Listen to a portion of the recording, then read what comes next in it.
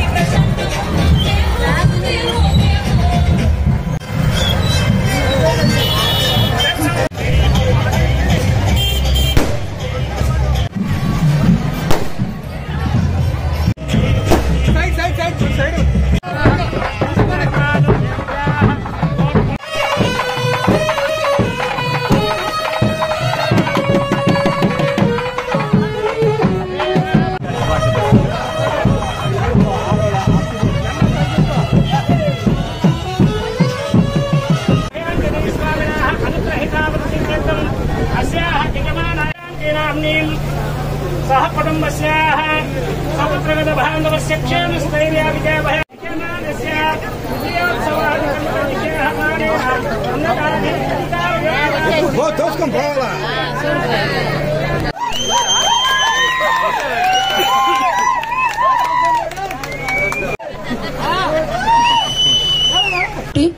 మీకందరికి చెప్తున్నాను. ఇప్పుడే సతీష్ బాధపడ్డారు, అమ్ముడు పోయానన్నారని చెప్పి.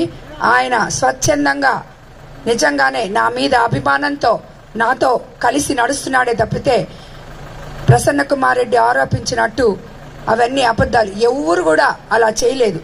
వాళ్ళ పాటికి వాళ్ళు వచ్చి స్వచ్ఛందంగా తను చేసిన అన్యాయాన్ని భరించలేక ఆయనతో కూడా కలిసి నడిచిన వాళ్ళకి కొంచెం కూడా గౌరవం లేకుండా ఇన్ని రోజులు వాళ్ళు ప్రజలకి చేయాలనుకున్న కొంతమంది మంచి లీడర్స్ ఉన్నారు.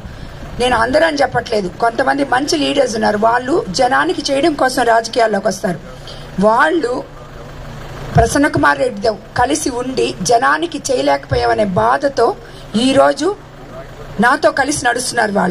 వాళ్ళకి అన్యాయం జరిగిందని. అంతేగాని వాళ్ళు ఎవ్వరికి అమ్ముడు పోలేదు. ఇప్పటి వరకు నేను ఎమ్మెల్యే నా పేరు అనౌన్స్ చేసిన రోజు నుంచి గంట క్రితం వరకు కూడా పార్టీలో చేరుతూనే ఉన్నారు. ఇప్పుడు కూడా అక్కడ పెమ్మారెడ్డిపాలెంలో యువకులు ముందుకొచ్చి, విచిత్రం ఏంటంటే ఆ ఊరుని అసలు అక్కడ తెలుగుదేశం లీడరే లేరు.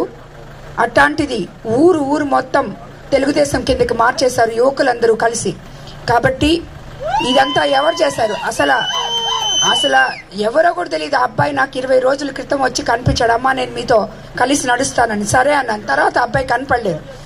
ఇప్పుడు నేను పెమ్మారెడ్డి పాలెంలో సూర్య అనే అబ్బాయిని ఇప్పుడు చూశాను.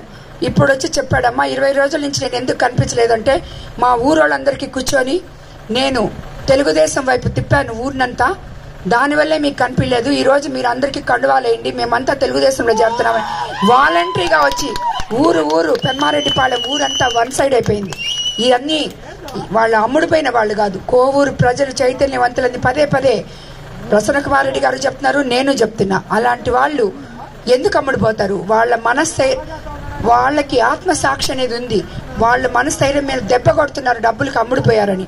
ఇది కరెక్ట్ కాదు. ప్రతిపక్ష నాయకులకి ఇదే చెప్తున్నాను, మీరు ఏం మాట్లాడుతున్నారో ఏం చేస్తున్నారో చూసి ఆలోచించి మరీ మాట్లాడండి. కాబట్టి మీకు అందరికి చెప్తున్నా, ఇలా ప్రజల్ని బాధ పెట్టబాకండి. ఏ ఊర్లో నాయకులు వచ్చి వైఎస్ఆర్సీపీ నుంచి తెలుగుదేశానికి చేరతారో ఆ ఊరికంతా పోయి ఆ నాయకుల్ని తిడుతున్నారు. అది కరెక్ట్ కాదు అని చెప్పి నేను మరోసారి అందరికీ చెప్తున్నాను.